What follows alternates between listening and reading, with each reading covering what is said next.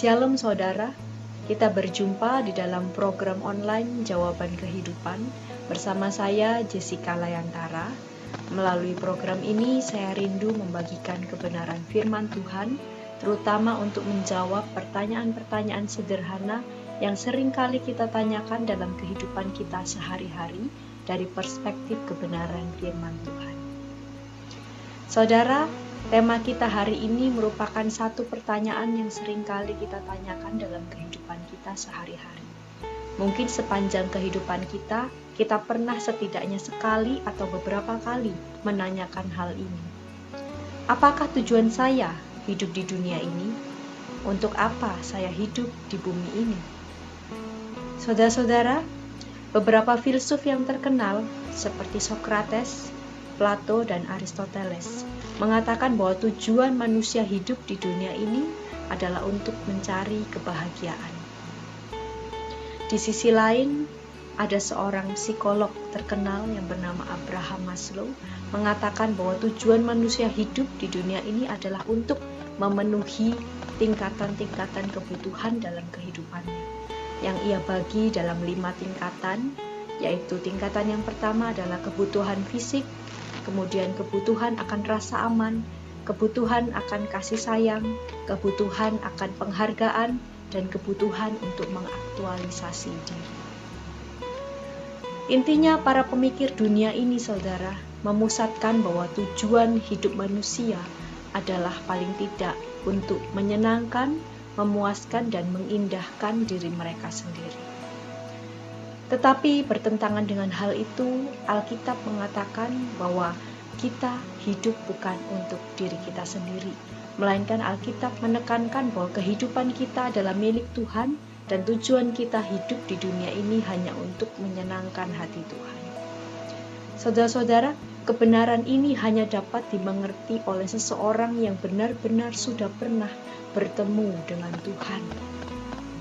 Seseorang yang benar-benar telah mengenal Allah secara pribadi dalam kehidupannya. Barulah ia mengerti tujuan hidup yang tertinggi ini, yaitu hidup bukan untuk memuaskan diri kita sendiri, melainkan hidup hanya untuk menyenangkan Tuhan saja. Sayangnya saudara-saudara, kita menyebut diri kita orang yang mengenal Tuhan, kita menyebut diri kita orang yang sudah bertemu dengan Tuhan, tetapi kita seringkali tidak mengerti tujuan hidup yang tertinggi ini. Kita menghabiskan waktu kita untuk tujuan-tujuan kehidupan yang memuliakan diri kita sendiri, yang menyenangkan dan memuaskan diri kita sendiri. Saudara-saudara, Rasul Paulus, merupakan contoh orang yang telah mengenal tujuan kehidupannya yang benar di hadapan Tuhan. Tetapi Paulus juga tidak menemukan tujuan ini serta-merta. Tetapi ketika ia bertemu dan mengenal dengan Tuhan, maka ia mengerti bahwa tujuan hidupnya yang lama adalah tujuan yang salah. Dan ia mengalami sebuah peralihan tujuan hidup, saudara-saudara. Jika kita membaca di dalam surat Filipi pasal yang ketiga, ayat yang keempat sampai ayat yang ke-10, tampak jelas bahwa dalam kehidupan Paulus terjadi satu peralihan tujuan hidup dari tujuan hidup yang lama yang penuh dengan hal-hal lahiriah kepada tujuan hidup yang baru, yaitu tujuan hidupnya hanya untuk mengenal Tuhan Yesus, untuk bersekutu dengan Tuhan dan menjadi serupa dengan Dia. Saudara, proses ini akan terjadi ketika seseorang bertemu secara pribadi dan memiliki persekutuan yang erat dengan Tuhan. Maka fokus kita bukan lagi untuk menyenangkan, memuaskan diri kita, melainkan untuk apa yang Tuhan mau dalam hidup saya, apa yang menyenangkan hati Tuhan, apa yang memuaskan hati Tuhan. Itulah yang menjadi tujuan kehidupan kita.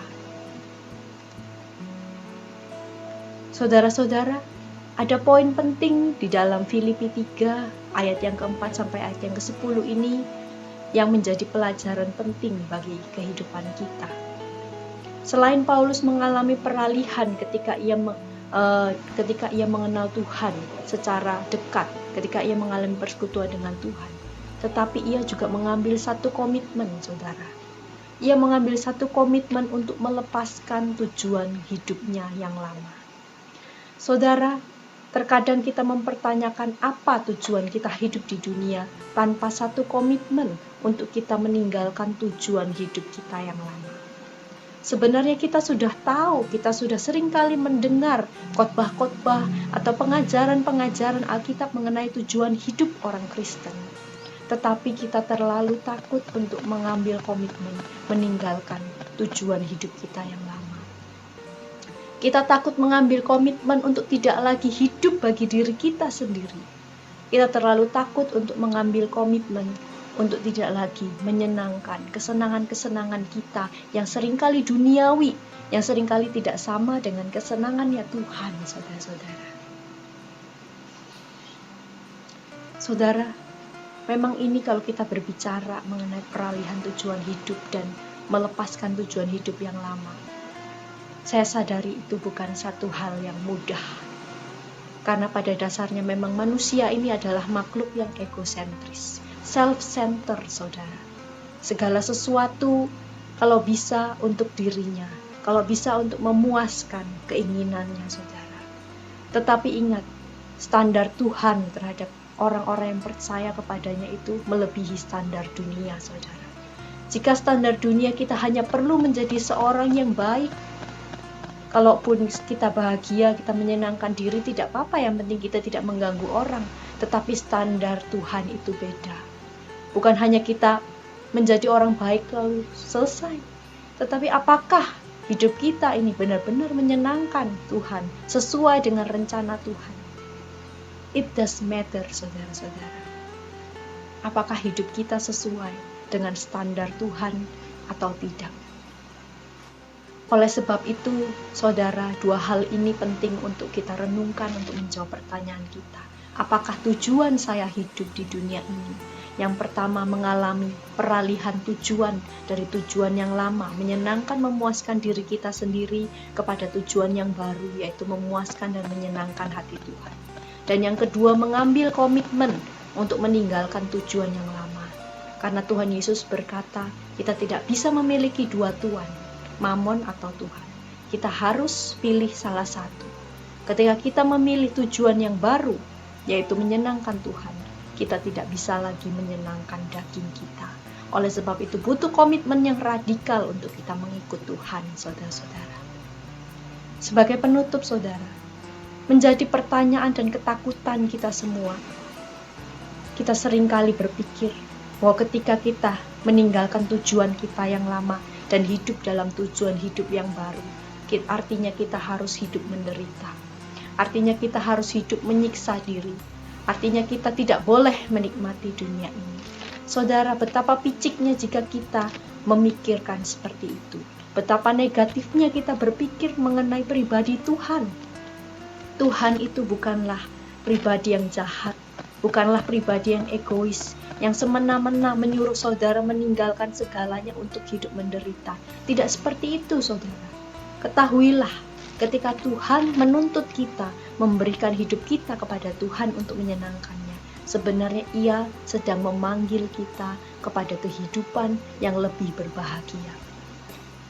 Ia sedang memanggil kita kepada kehidupan yang berbahagia dan berkelimpahan. Tuhan tidak pernah memanggil kita untuk kita tidak menikmati hidup, untuk kita menjadi asketis, menyiksa diri, tidak, saudara. Tapi kepenuhan kebahagiaan dan kepenuhan kelimpahan itu harus kita dapati hanya di dalam Tuhan. Tuhan Yesus pernah berkata di dalam Yohanes 10, ayat yang ke-10, saudara. Aku datang supaya mereka mempunyai hidup dan mempunyainya dalam segala kelimpahan. Ayat ini jangan ditafsirkan bahwa Yesus datang untuk menjadikan kita kaya, saudara. Tuhan Yesus tidak datang untuk memberikan kita materi-materi atau hal-hal duniawi yang disebut kelimpahan menurut dunia, saudara. Tetapi kelimpahan di sini harus kita mengerti sebagai satu kelimpahan, sebagai satu kebahagiaan yang melebihi hal-hal duniawi yang fana, tetapi merupakan satu kebahagiaan dan satu kelimpahan yang kekal, saudara-saudara. Artinya apa? Ketika tujuan kita berfokus kepada Tuhan, saudara, kita memiliki kunci kepada kehidupan yang penuh kebahagiaan dan kelimpahan kekal, yaitu kita terbebas, kita tidak lagi tergantung, kita tidak lagi terikat kepada hal-hal duniawi, kita tidak lagi terikat kepada keinginan-keinginan kita sendiri, terikat kepada kesenangan-kesenangan pribadi. Saudara, kalau mau jujur, ya, kebergantungan kita terhadap dunia ini dan terhadap kesenangan pribadi itu sebenarnya seringkali menjadi satu batu sandungan bagi kebahagiaan kita. Itu yang membuat sebenarnya kita tidak bahagia.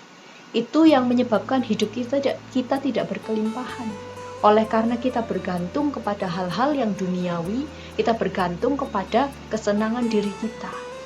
Contohnya saudara, jika kita menginginkan sesuatu, kita ingin membeli sesuatu. Ketika kita buka dompet kita, waduh, ternyata duitnya nggak cukup, saudara. Kalau kita memiliki kebergantungan terhadap keinginan, kepuasan diri kita rasa dalam hati kita sedih, saudara. Kita merasa malang, kita mengasihani diri kita sendiri. Kita berkata, kenapa mereka bisa, kenapa saya tidak bisa? Dan akhirnya itu mengurangi sukacita kita. Bukan hanya itu, dengan hubungan dengan sesama ini sebenarnya juga menjadi ikatan-ikatan, saudara, bagi kita. Contohnya, kita sudah baik sama seseorang, kita ingin orang itu membalas kebaikan kita. Paling tidak, dia jangan jahatin kita. Tapi ketika kita lihat kenyataannya orang tersebut jahatin kita, saudara, apa yang kita rasakan? Kita merasa sedih, kita merasa kecewa, kita merasa mengapa dia membalas air susu dengan air tuba.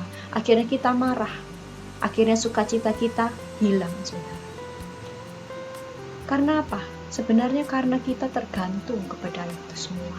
Sebenarnya kita memiliki kebergantungan, pengharapan kepada hal-hal duniawi, kepada manusia, kepada materialisme, saudara-saudara. Sehingga ketika kita tidak mendapat sesuatu, kita kehilangan sukacita, kita kehilangan kebahagiaan, kita kehilangan kelimpahan itu. Tetapi Tuhan mengajar kita, ayo sini, kesiniin hidup kamu. Saya ingin menggenggam hidupmu. Saya ingin hidupmu jadi milikku, sehingga kamu tidak lagi tergantung kepada dunia ini. Sehingga kamu sanggup berkata seperti Daud, sekalipun aku ada di lembah kekelaman, aku tidak takut bahaya. Gadamu, tongkatmu itulah yang menghibur aku.